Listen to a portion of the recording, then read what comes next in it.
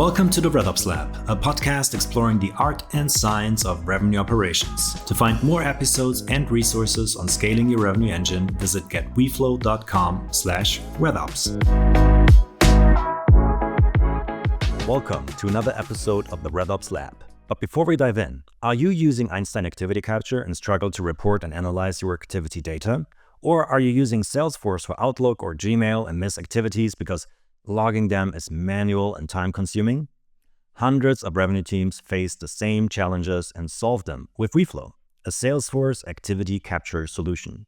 WeFlow auto-captures emails, meetings, and contacts and permanently stores them in Salesforce. This way, you can run activity reports, build automations, and get better insights. With WeFlow's admin console, you have a central place to implement and configure your setup in under 30 minutes. Visit getweflow.com/activity to learn more and get your free trial. Thanks, and we hope you enjoy this episode. Welcome to another episode of the RevOps Lab. We are here with Shantanu from now Personio, but you have a broad, long experience in RevOps. So welcome on the show. Really awesome to have you. Thank you so much, Yanis and Philip. Really excited to be here. Always excited to help contribute to RevOps and delighted to see. Now we have the German connection as well, right? Within True. you and obviously I've been at Personio now, so delighted to be here. Yeah, I mean, you joined one of the great German companies, so congrats on that. But maybe for our listeners, can you give a brief introduction who you are and what you've done in the past? Perfect. Happy to share. Maybe I'll talk about three quick parts of my introduction. I can spend as much of the podcast as you want talking about me, but I'd rather talk on the topic. But very quick things, which is I've been now in SaaS and SaaS RevOps for the better part of a decade, but across a few companies, including LinkedIn, where I spent a good amount of time learning the ropes. I was at a smaller startup called Nitro for a while, which was basically a PDF player. And then I was at Gong, which I think a lot of your listeners might know as well, which is on the revenue intelligence side. But across these different size companies, I actually brought forward my learnings from a past life. I used to be a management consultant at Bain & Company. So brought them all together. And I think it's been incredible to see just how a multi-billion-dollar company like LinkedIn has some things which you can obviously scale and learn and drive across RevOps, because in the end, when you're bringing all these pieces together in a SaaS company, the mechanics of it work very similar, while you have to look at different scale and what applies. Yeah, I think it's fantastic to have someone who has seen the very large setups, right, and the very small setups, and now in Personio, right, like I'd say scaling towards ideally a public company, hopefully. Fingers crossed here. Right? Today we want to talk about the partnership between finance and RevOps. Mm-hmm. And I think it's quite timely as we've all gone through our annual planning cycles, and usually finance and RevOps ideally team up on those processes. Maybe so before we chatted about this episode, right? Like you shared that you had an annual planning week in Munich where you brought together different folks to do your annual planning. Let's maybe kick off there, and then we'll go into a bunch of interesting topics. Sure, Yanis, happy to do that. And on that topic, I'd say pretty much one joke I've always made is the P in RevOps stands for planning.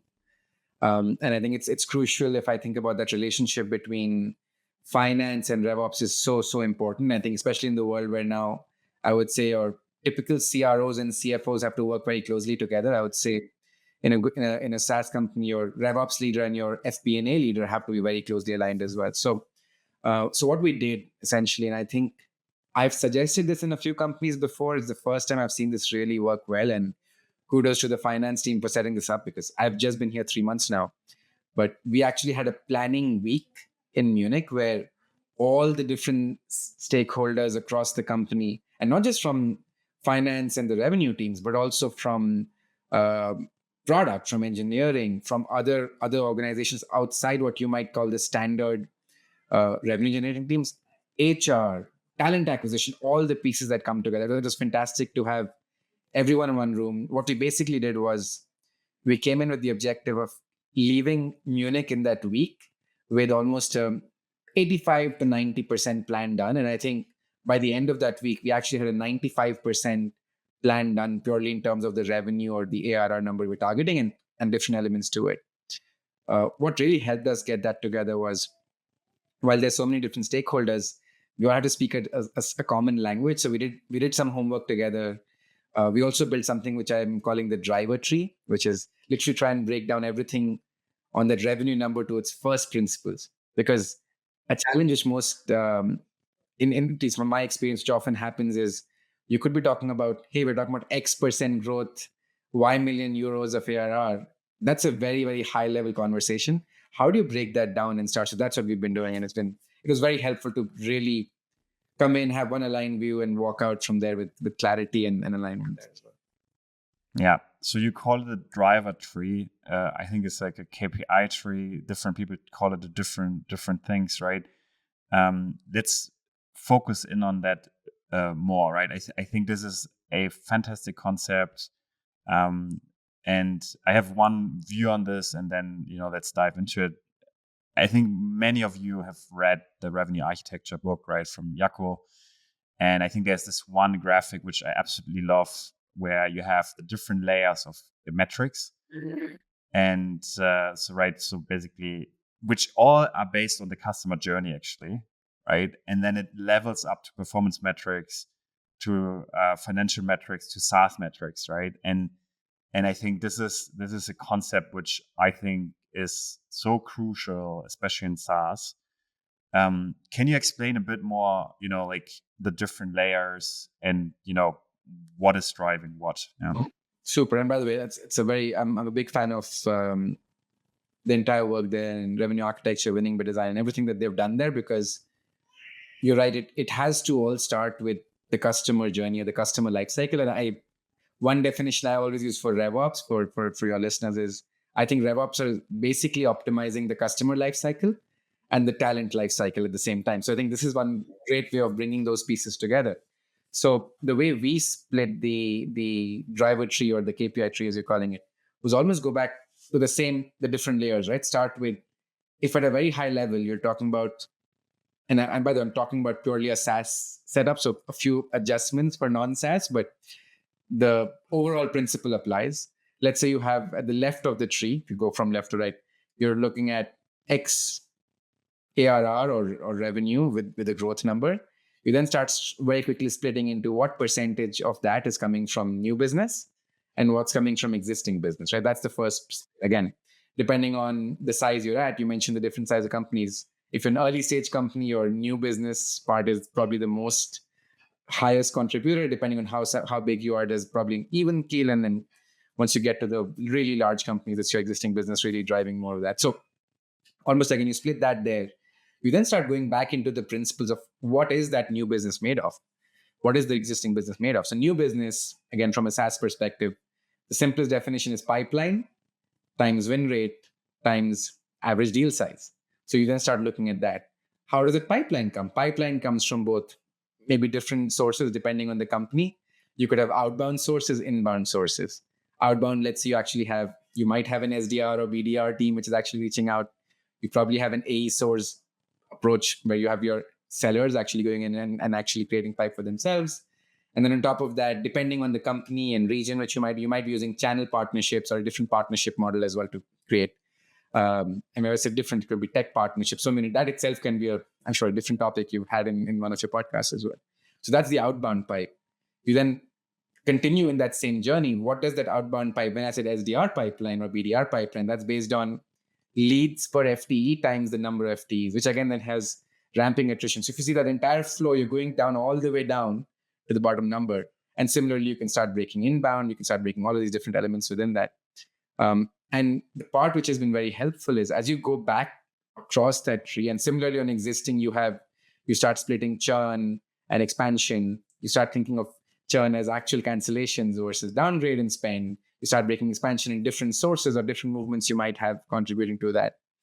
At the end, when you get to let's say the last node in that tree, you have, let's say, different metrics or targets you have, and you can define that based on assumptions on what's changing, where you're investing. So we had a lot of those conversations. We had, as I mentioned, with people from product there. We're like, okay, yeah, we're going to do this.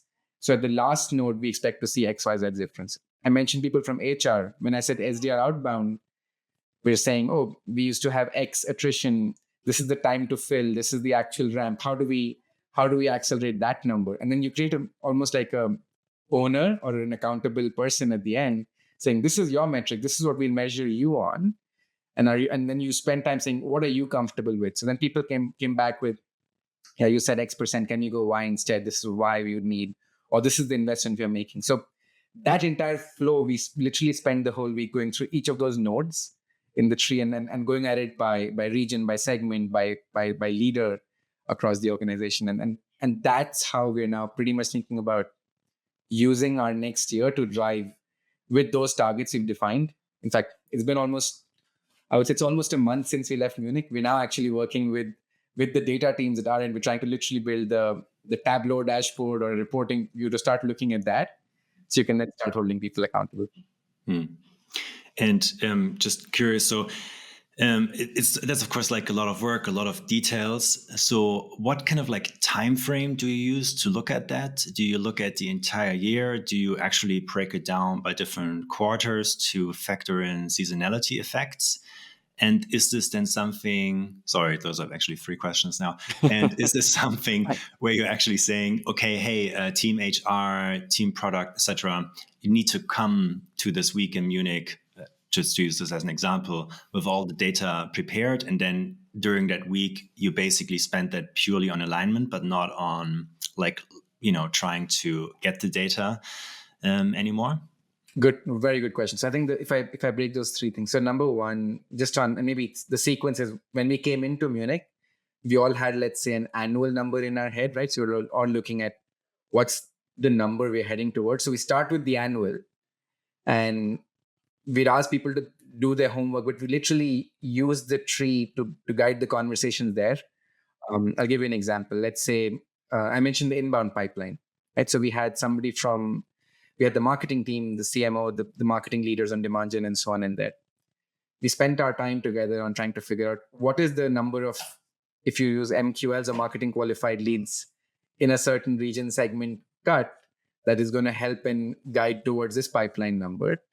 We'd ask them to think about that overall number, but then at the back end, they do have already that's broken down into when they're investing, what the different channels feeding. Because again, while we're looking at this number, there's a separate driver tree, or a KPI tree behind each of those. So then marketing says, if you're doing X leads, how many are coming from pure paid search versus performance management, those different sources of pipeline events. And they start thinking about that. And in terms of timing, to fill up your point, maybe there's some elements of it which will be in Q1 versus Q2 versus Q3. So while we started with the full number and we had the conversations in the meeting on the full number, you then go back and work with these teams on what the quarterly, but eventually monthly will be. So as we're building the reporting now, we're actually building it into monthly targets. And the reason we're doing monthly, and this could be different for, again, different companies, different sizes, could do it differently. We believe in a monthly cadence, you have more time to start reviewing and pivoting quickly. And again, seasonality obviously within a quarter would be very different. Where you expect to pace within a quarter would be very different as well. Okay, yeah, I love the monthly aspect, and on that note, it's like also because I think when you do forecasting, bottom up forecasting, right, you kind of like want to get into at least like a monthly cadence and not do it quarterly. So I think the monthly aspect helps there. And on that note, so you have that monthly plan. Do you then use that for accountability? Do you then compare like where you actually want to be and what the reality looks like? So this is then an ongoing thing that will like continue to accompany you and the other teams over the rest of the year, including, for example, product. When they make a claim like, oh, we think this and this feature will improve, I don't know, like upsells by X% or something like this. Right. Yeah. Exactly. And I think, and again, if I even take that product example, right? Let's say and obviously we're a multi-product company with a platform, but let's say we have product X coming up, which is supposed to be live I'm just taking an example, in April, right? And we put in on that driver tree, when we said expansion, we had an expansion pipeline, product-led growth. Let's say you built a node there saying this product will drive XYZ pipeline because you're splitting your sources of pipe In April, when we're doing our review and we say, oh, is that node green, yellow, or red? To your point, you can literally go back and say, hey, why is this right now red? And then the conversation becomes a lot more actionable, because you're not having conversation about, oh, why are we missing X million of revenue? Like, oh, why is this pipeline, which should have been created from this product, or it could have also been with this feature change, we'll have a win rate shift in a certain segment. Why is that not happening? So you're just creating that very specific conversation and able to go back. So yeah, to your point, and I'm sure a lot of companies already do this in a different way. With you have the weekly forecasting rhythms towards a monthly or quarterly forecast, depending how you're working. You probably have weekly, or in some companies I've seen bi-weekly pipeline reviews, and I always separate these two, right? Forecast is looking at almost where the number is. Pipeline is almost pipe generation, while this is more coverage. So how do you, again, look at different sources? Where's the pipeline coming from? So it's the same mentality, but just trying to bring it to a slightly broader piece. And I think the part which worked for us, at least as we were setting this up, and I'll probably be able to give you a much better report back next year on how this eventually landed. But the part which everyone across the executive team needs to be bought in, right? So everyone from, it needs to be driven top down from the CEO, has to be behind this thing, is this is how I'm going to hold my exec team accountable to what we're delivering. Depending on the company setup, if you have a chief revenue officer, a CRO, or head of sales, or whoever is responsible for that revenue number, how do they then work with the relevant partners as well? And then that's almost like a monthly conversation, because if it's on a quarterly cycle, it could be too late to influence shift things. While monthly, you can quickly track, see risks, and start pivoting. Here's a quick case study on activity capture from Plecklane. At first, Plecklane's sales team manually logged emails and meetings with Salesforce for Gmail, leaving around 20% of activities unrecorded. Plecklane then decided to roll out Einstein Activity Capture, but struggled with the data not being permanently stored nor reportable and missing custom logging rules. Without full visibility into activities, Plecklane couldn't properly analyze sales efforts by accounts or reps. Reporting on sales efficiency and velocity was very challenging. After running a quick pilot with WeFlow, Plecklane rolled out WeFlow Activity Capture organizational-wide. In addition to auto-capturing emails and meetings, the team uses WeFlow's Gmail extension to further improve their opportunity activity data. Since adopting WeFlow Activity Capture, Plecklane is in full control of their activity data. Visit getweflow.com/activity to learn more and try WeFlow for free. Thanks, and we hope you enjoy this episode. So I assume that you have the top-down number, you break it down into the KPI tree, and then you have the reality that is already there, right? So you have your bench, you have your historic data. How do you bring those things together? Good question. So, and then again, because we're doing that mapping right now, I think it's very fresh in my head. I'm sure I'm sure like you really enable that for your customers. In fact, even more so, I think, is people think about data dictionary and definitions and metrics, and what metrics are you using? Because again, to your point, the bench of the data we're starting with, we probably define data in a certain way. As I mentioned, the KPI tree, for example, on that tree, maybe one piece that I had in there might have been, a good example, ramp time. What do I mean by ramp time? How do we define that? And maybe we had some dashboard on ramp, but I'm sure if you ask 5 different people ramp, A, it's different for an existing business rep versus a new business rep. B, it's different as you go by size of the company you're selling to, the segment you're selling into, the region you're selling into. So there's so many variations of it. So what is the definition? How does that shift by which part of the business you're looking at?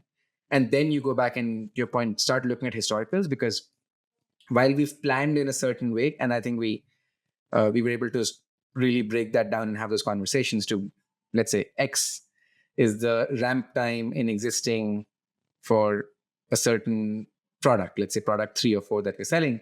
How do you break that back to the actual number? So that's the conversation you need to have, both with the owners of that metric, but also I think if you have, depending on the quality and size of the metric itself and the impact, how do you ensure that there's one aligned definition? And I do go back to, I think this is where RevOps is so helpful, because you don't have 5 different teams with 5 different definitions, which can happen. So this piece will also help in driving almost a movement towards your definitions is your data dictionary then.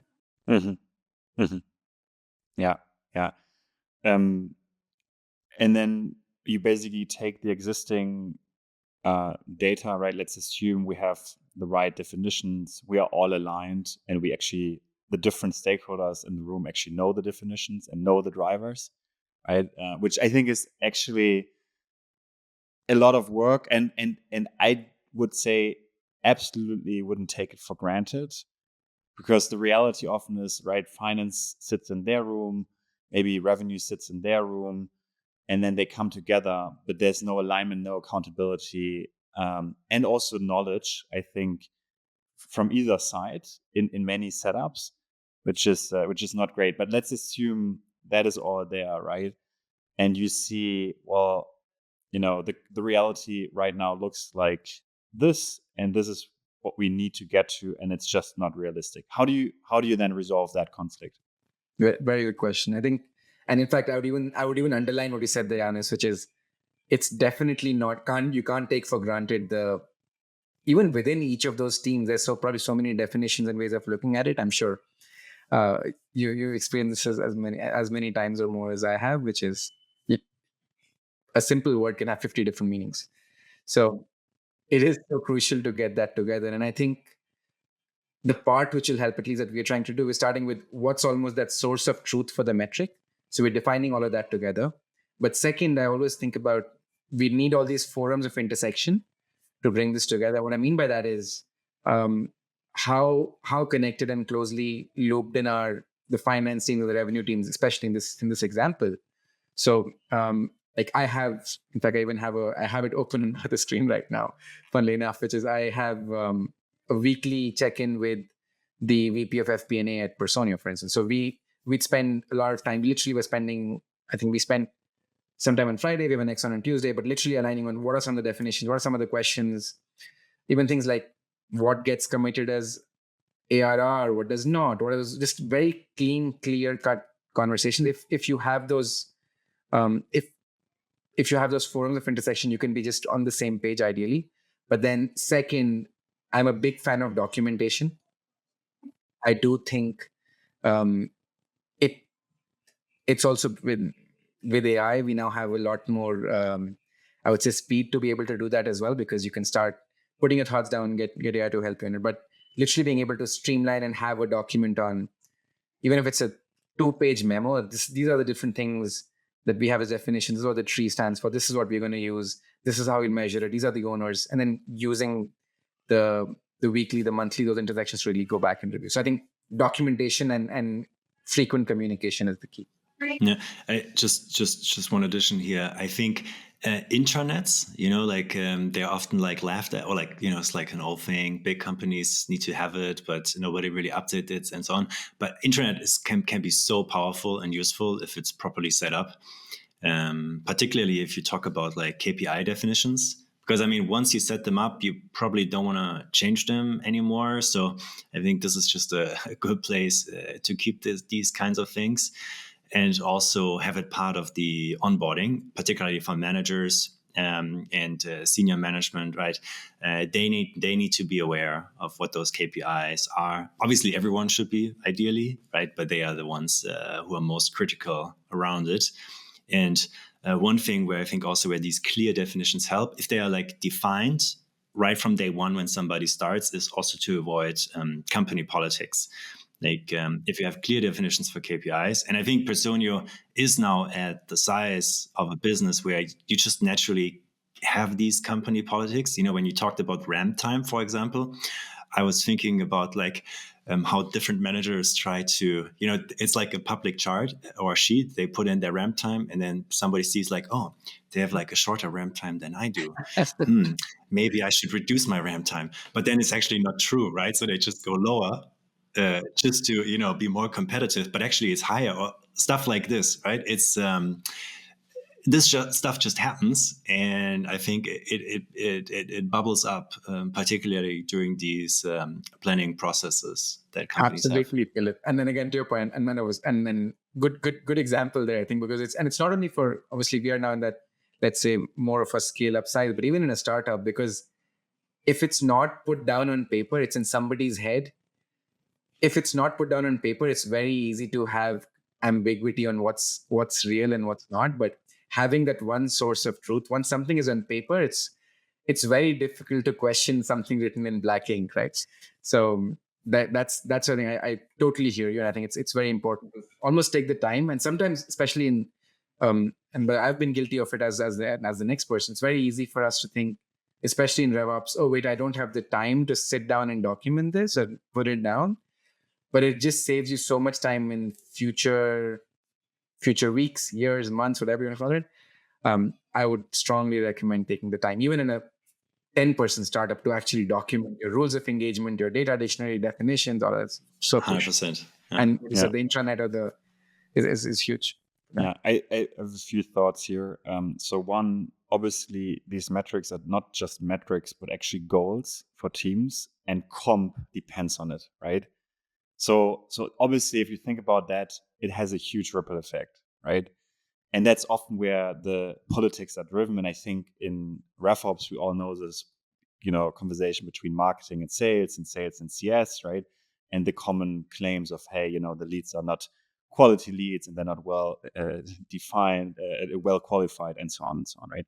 I think the same is true between finance and revenue, and then revenue and product, right? And I think we've all seen this as well, and I think the KPI tree you're outlining here is essentially a way to translate different sets of metrics across different teams. And I think especially between finance and revenue teams, this is so important, because finance looks at the SaaS metrics, right? These are aggregated metrics based on the financial metrics, right? So this is basically even one layer higher, an abstraction layer higher, which are fundamentally investor metrics. Yes. To understand the company health and evaluate the market capitalization, right? Or like the valuations. And then you have the finance metrics, right? And yes, if you would talk to FP&A a lot, right, you would have a huge discussion around like, what is ARR? How do we measure ARR? And it's not every company measures this equally, right? And then it goes down into kind of the revenue metrics, the performance metrics, and then the revenue metrics go down into the performance metrics and into the customer journey, right? And I think having that kind of construct, and then thinking about, okay, what are the input factors for all of this, it's just so important. And to your point of documentation, if you document this in revenue, but finance has a completely different documentation, it's also a problem, right? So I think thinking of that, like that, this is a basically company process that runs revenue end to end, and that has so many ripple effects. So just really, I mean, this is a long way of saying I just love what you've just asked here. But I think you said it so well, because I think it got two thoughts in my head, which is come off what you just said, which is number one, the interconnectedness of all these input and output metrics, because it again goes back to what you said at the beginning of the call with the revenue architecture book and the model there. Because let's say when you're talking to finance, we're talking about, hey, what's the LTV to CAC? And again, that's a phrase which is obviously so popularized in the last 3 years now. But when you're talking about it, if you break it down to what does it mean in terms of the actual input metrics, on that revenue tree I described, let's say within the new business side, we actually had one node there was productivity per rep. So for I'm sure a lot of your listeners as well, depending on which international markets they're in, which segments they're in, you're looking at what's the LTV to CAC? How does that's a little bit too far away from the front line. But what you can look at is what's my productivity in terms of the actual revenue per rep that I'm getting in on an annual basis. And that revenue, what does that mean in terms of the quota to OTE ratio, which again goes back to a finance metric. So that's the interconnectedness, I think, here. And then the second thought, which is completely disconnected, but second thought from what you just said, Yanis, is you're right. In the end, these are all goals, right? At every end, every step of the tree, they're all goals. And probably one of the most emotional things that a RevOps team touches is a person's compensation. And I think what the KPI tree or the driver tree helps do is, for a salesperson, it's always black and white. This is my number. This is my target. Have I hit it? Have I not? Obviously, there's room for checking the components and making it simpler for them, but it's very clear. What this helps us do is have that same conversation across the broader company. So teams who don't have a clean black and white plan, like a salesperson or a CS leader or whatever, but you're talking to other teams as well, saying, okay, this is how I have done versus our revenue goal. And that's the part you said, what you said, which is how do you get all those input metrics together to really ladder into the same big number, and then everybody has their own attainment versus goal. That goal is different for each person. Just for you doing this now for the first time, you mentioned you came into Personio 3 months ago. How much time do you think a company of the size of Personio would need? And just to add to that, I would curious, so how do you see the role of RevOps there? Like to provide like the template and then, follow up, guide the meetings, guide the week. Where do you see yourself in that whole process? Fantastic. So on the first one, I think irrespective of the company's size, I think I would strongly recommend doing what we did, having that 1 week away, because if we had not had that 1 week where everybody was there, just dedicated on this, I think we would have still been having this conversation. I think that just saved us so much time. Right. Because I remember we talked about the tree, then we came out, then we were able to grab one lead. Like we literally had like a very well orchestrated set of sessions, but you also had time to literally catch people who were not, especially in a world where we're all distributed in different locations. It just creates that space. So I think that to me it can be very quick in terms of everything from design to execution. If you have that 1 week, you just bring things forward. Now, in terms of the role, and I think that's where it'll also go back to the first question. In terms of the role that RevOps can play, I think RevOps has that one unique position where you're seeing all elements of the inputs as well as the eventual outputs. So I think RevOps has to do almost hold the pen on drawing out the driver tree first, and then being able to work with different people. Like, for example, like I said, maybe when we did this, I was about a couple of months in, right? So, but I was conversant enough with the guiding principles. Like, then I went to, let's say, our product leaders and said, okay, I have this product. What are the different sources of pipeline? They'll be able to give me where the different sources of pipeline come from. What has been the historical data? So, but you use that unique vantage point to start designing, but then you have to start working with all the different people across all of these elements. So, and that's like I have a very, very, I must say, very good team at Personio, both across my own team in RevOps, but also we have a different data team which feeds into it and so on. So how do you bring those? We talked about defining the data points, knowing where to get the data from. All of that in the end, it will be, if there's one person who's accountable for this, it'll be RevOps. So that's the role you'll have to play.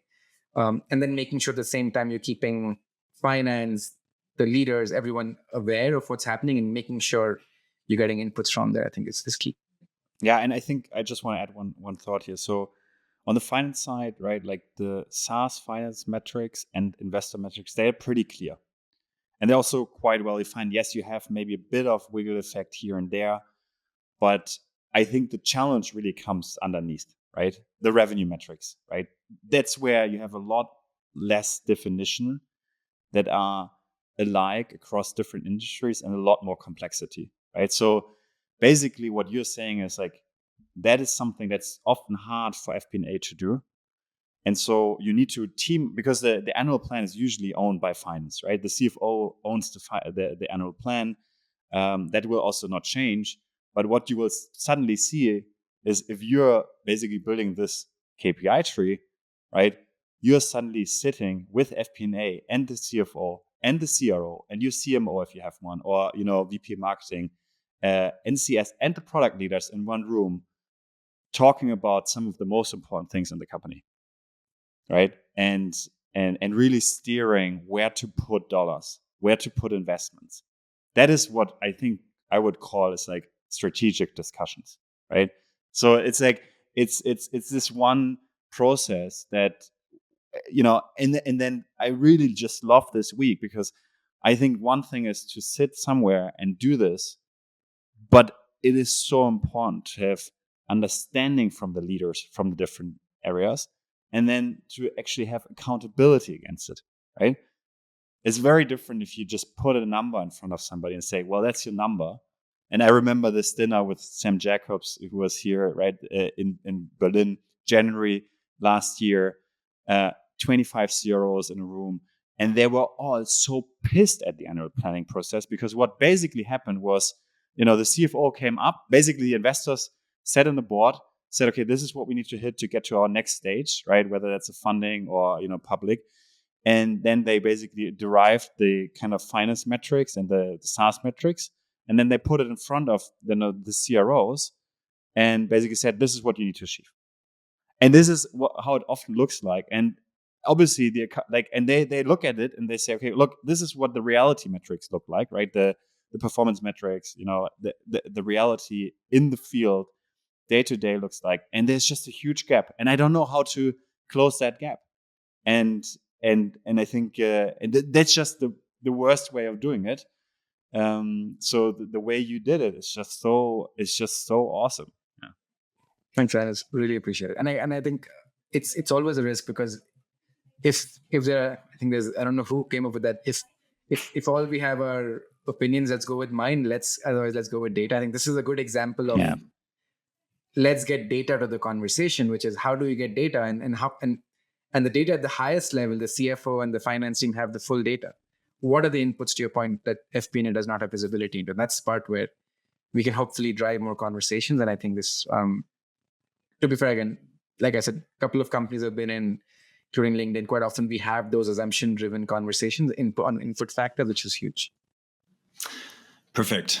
With all that passion from Yannis, he's glowing. He's glowing. If you can't see it, but he's glowing, basically. He's absolutely in love with the KPI tree. Yeah.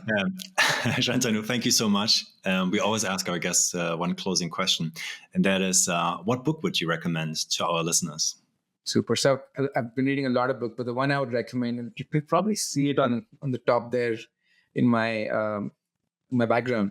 It's a book called Legacy, which I think some of you might have read. It's basically about the New Zealand rugby team and the principles that they use. It's very, very good ones, and I think very directly translatable to how we lead in a B2B SaaS setup, but any company really can drive. And like one small example there, which literally the first chapter is how do you sweep the sheds, which is, as a leader, quite often some people think about, hey, there's stuff which is not my job, but literally everything is everybody's job. How do you literally go in and do that? So yeah, that's a book I would recommend, Legacy. Perfect. Thank you so much. We'll add that to our list. Much appreciated. Shantanu, again, thank you so much for joining, and have a great day. Thank you so much for having me. I love the discussion. Thank you. Thank you very much for listening to this episode of the RevOps Lab podcast. Please consider to like and subscribe our show and give us a 5-star rating on wherever you're listening. If you have feedback or suggestions, let us know at podcast@getweeflow.com. We read and reply to every email.